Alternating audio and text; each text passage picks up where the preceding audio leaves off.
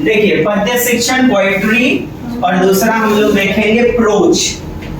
Poetry पद्य यानी कि कविता, दोहा इत्यादि का शिक्षण, और इसके लिए प्रमुख विधियां विश्वनाथ के अनुसार रस युक्त वाक्य ही काव्य कहलाती है। आप समझ रहे हैं, पद्य का मतलब दोहा, चौपाइयां, रसानुभूति करवाने वाला शिक्षण, सौंदर्यात्मक अनुभव, पद्य शिक्षण पोएट्री। फिर हम लोग देखेंगे गद्यांश प्रोज। आनंदवर्धन के अनुसार काव्य की आत्मा ध्वनि है, कलात्मक रीति से सजी हुई, अर्थात लच्छेदार ढंग से अपने भावों की व्यंजना जिसमें होती है उसी को आप कहते हैं कविता। कविता रस से भरी हुई होती है, ऊपर बेबी सोता है, नीचे पंखा रोता है, सोते सोते पंखे को भूख लगी, खा लो बेटा मूंगफली, टगमग टगमग, अरे टगमग टगमग, मूंगफली में दाना नहीं, देखो बड़का बाबू तुम्हारा नाना नहीं, यो यो यो यो या, रसात्मक यानी सरस, रस से परिपूर्ण, रसात्मक होती है। आपसे पूछा जाता है, लयबद्धता होती है जिसमें लयात्मकता मतलब राइमिंग, जिसे गाया जाता है, गयता होता है, गयता, ताल, यति, ठहराव, कोमा, गति, अनुतान, आरोह, अवरोह, गयता, गायन प्रधान माना जाता है कविताओं को। आरोह अवरोह क्या? अपनी आवाज को, अपनी शैली को आप उठाते हैं, आरोह करते हैं, और कहीं कहीं अवरोह करते हैं, अवरोह करते हैं, बोलते बोलते। तो कविता में जीवन का समन्वय होता है, यानी जीवन को प्रस्तुत किया जाता है। सौंदर्यात्मकता का भाव होता है, तो आप अपने उत्तरों में सौंदर्यात्मकता, गयता, गायन, संगीत, आरोह अवरोह, गति, यति, लयबद्धता, रसात्मकता, सरस, इनका चुनाव जरूर करें और ये आपके पॉजिटिव उत्तरों में पाए जाएंगे। लाइट बंद कर दीजिए। अरे दिख रहा है। चलिए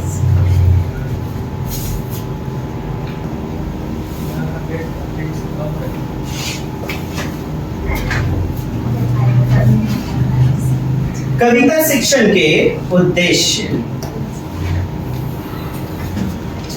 छात्रों की उचित यति, गति, आरोह अवरोह एवं भाव के अनुसार, भावानुसार कविता पाठ करने के योग्य बनाना, छात्रों में कविता को पढ़कर, सुनकर उनका अर्थावबोधन, अर्थ ग्रहण करने की योग्यता का विकास करना, ये मुख्य होता है उद्देश्य। यानी बच्चा एनालिसिस कर सके, समीक्षा कर सके, क्रिटिसिज्म, क्रिटिकल थिंकिंग, आलोचनात्मक चिंतन करने की योग्यता विकसित करना, छात्रों की कल्पना शक्ति का सृजन करना, साहित्य में बच्चों की रुचि उत्पन्न करना, अर्थात साहित्यिक विधा से जोड़ना, कविता के माध्यम से मानव जीवन से परिचित कराना, यानी मानव संबंधों को उजागर करना, मानव संबंधों को उजागर करना, विभिन्न काव्य शैलियों से अवगत कराना, ये है मुख्य उद्देश्य। इसके लिए विभिन्न विधियों का भी हम प्रयोग करते हैं, जैसे अभिनय विधि, ड्रामाटाइजेशन मेथड,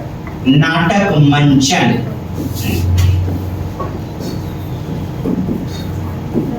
नाटक मंचन, ड्रामाटाइजेशन विधि अभिनय पर ही आधारित होता है और बोलने की क्षमता विशेषकर विकसित करने के लिए बच्चों की अभिनय में स्वाभाविक रुचि पाई जाती है। छोटे बच्चों में एकदम जोकड़िंग जोकड़िंग करेंगे, अभिनय करेंगे, मम्मी का एक्टिंग करने लगेंगे, नहीं तो पापा का, नहीं तो फिर टीचर का। छोटे बाबू चलो बच्चों पढ़ो, मैं तुम्हारे नहीं हूँ, चलो पढ़ो पढ़ो पढ़ो पढ़ो।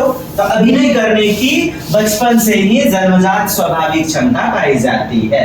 तो इस प्रकार बच्चे में भाषाई का विकास हो जाता है, बच्चे में पद्य के प्रति, दोहा के प्रति, कविता के प्रति स्वाभाविक विकास होता है, ड्रामाटाइजेशन विधि। अतः ऐसे बाल गीत का चयन किया जाए, पोयम्स का चयन किया जाए जिसमें अंग संचालन, फिजिकल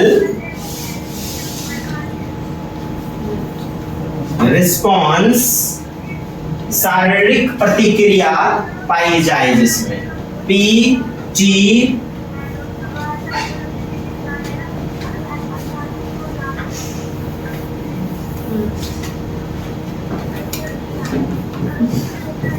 शारीरिक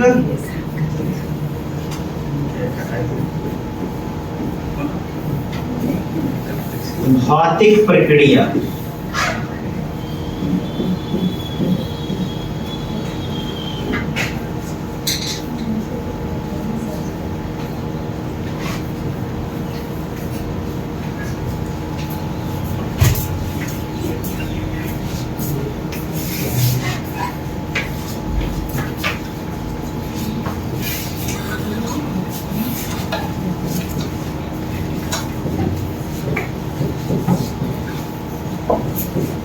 बाद में मत कहिएगा मैंने नहीं बताया, बहुत ही बहुमूल्य है। टीपीआर, टोटल फिजिकल रिस्पॉन्स, अर्थात समग्र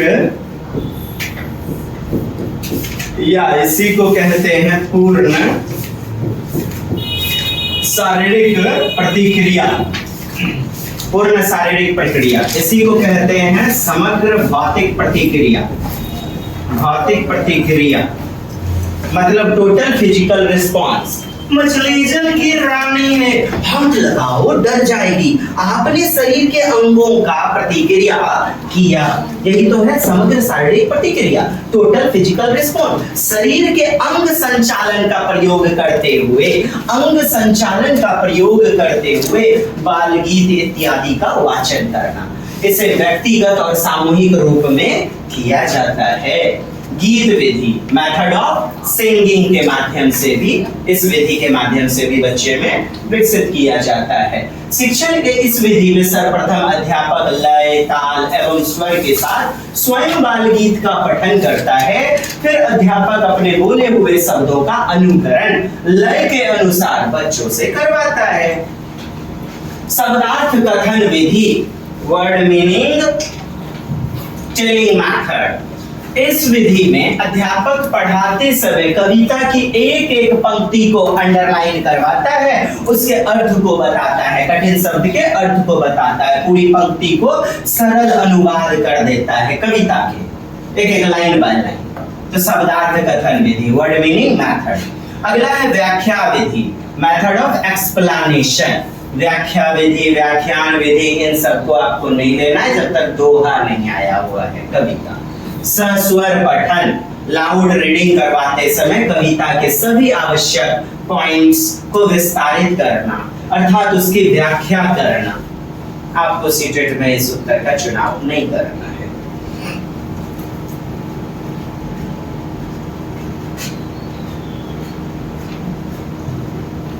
नो, सीटेट में जहां भी व्याख्यान, व्याख्या, एक्सप्लेनेशन, लेक्चर मेथड रहे, आंसर के रूप में इस ऑप्शन का प्रयोग नहीं करना है। समीक्षा विधि, इसका हमेशा उत्तर लेते जाना है। आलोचनात्मक चिंतन, विवेचनात्मक चिंतन, विश्लेषणात्मक चिंतन, अर्थात कॉम्प्रिहेंसिव एवं परिवर्तित रूप।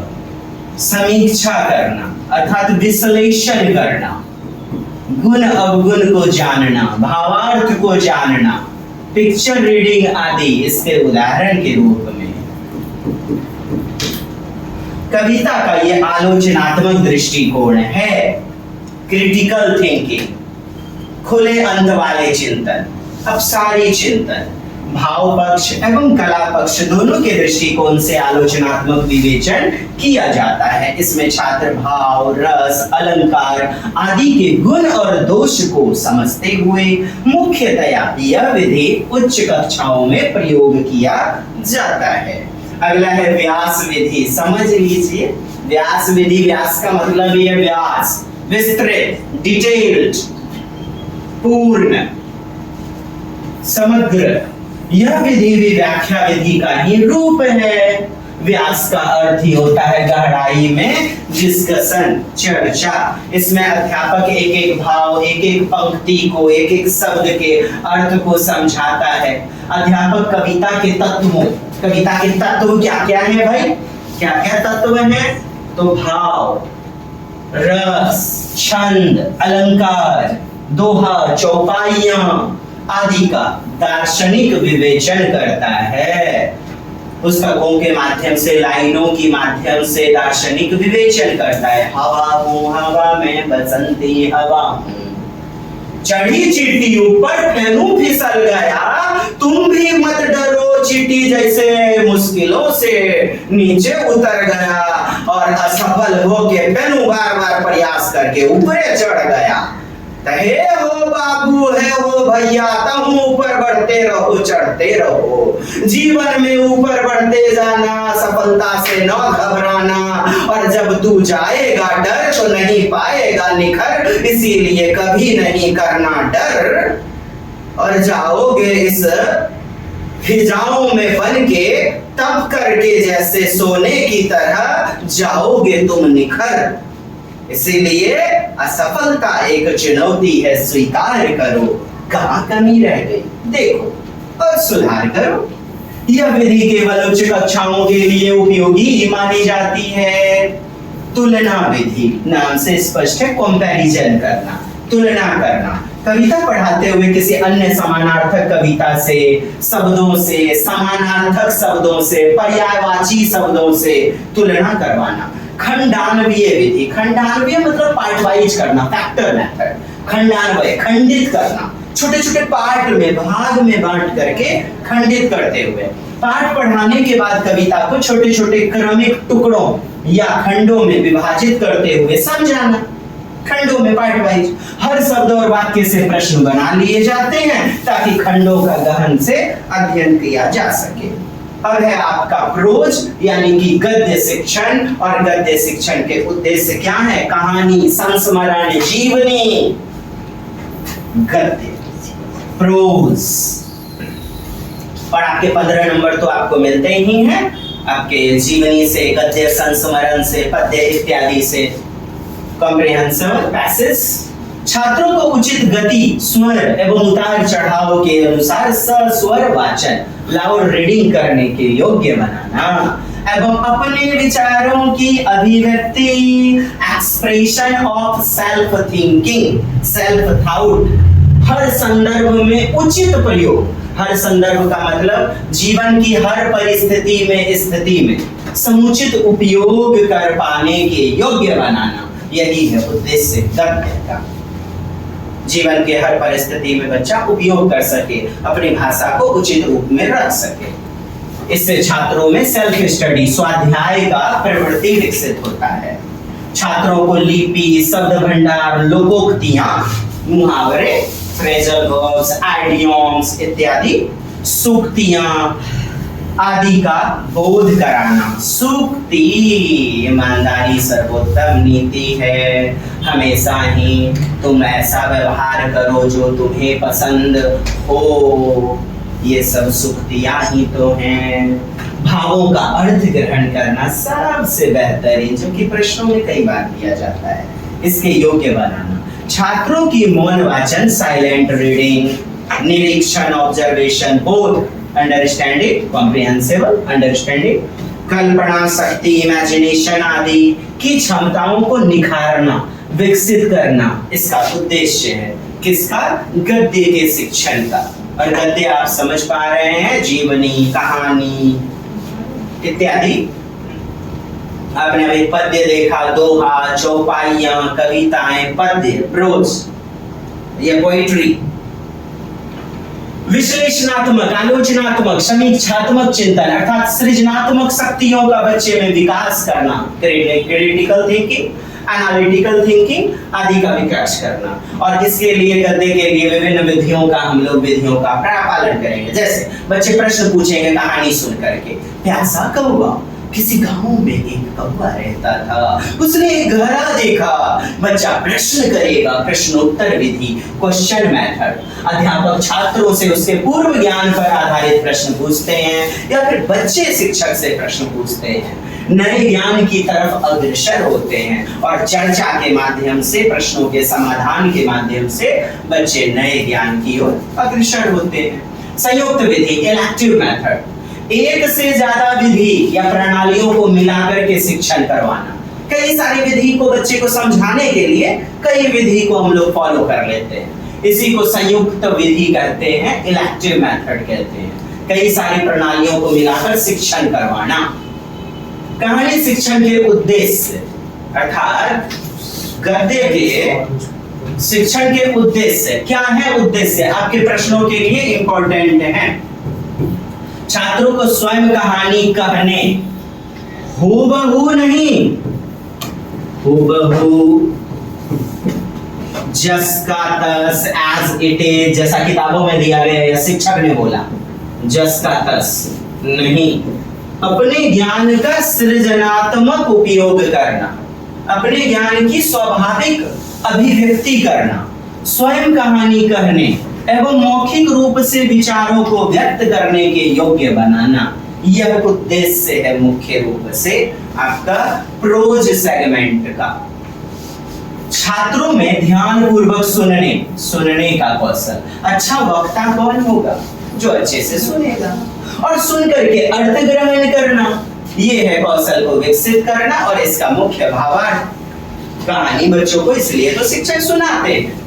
छात्रों की साहित्यिक रुचि, साहित्यिक छटाओं के प्रति, साहित्यिक छटाओं, आइटम्स, रंगतें, उनके प्रति जागरूक करना, रुचि उत्पन्न करना। कल्पना परकता को विकसित करना, सृजनात्मकता को विकसित करना, संज्ञानात्मक शक्ति का विकास करना, संज्ञानात्मक शक्ति, संज्ञानात्मक विकास करना, कॉग्निटिव डेवलप करना। छात्रों को मानव जीवन के विविध पक्षों, सांस्कृतिक, भावात्मक, क्रियात्मक विविध पक्ष, सांस्कृतिक मूल्य, सौहार्दता, एकता, अखंडता, सहयोगी शिक्षा, सहयोगी भागीदारिता इत्यादि विभिन्न मूल्य से परिचित करवाना, यह उद्देश्य है। पाठ्य पुस्तक के माध्यम से छात्रों में जिज्ञासा एवं रुचि को बढ़ाना। पाठ्य विषय जो भी आपको पढ़ाया जा रहा है, गद्य, उसके माध्यम से बच्चों में जिज्ञासा पैदा करना, रुचि पैदा करना। स्वयं कहानी लिखने के लिए प्रेरित करना, अभिप्रेरित करना। जी, स्वयं कहानी लिखने के लिए क्या करना? ब्रेनस्टॉर्मिंग।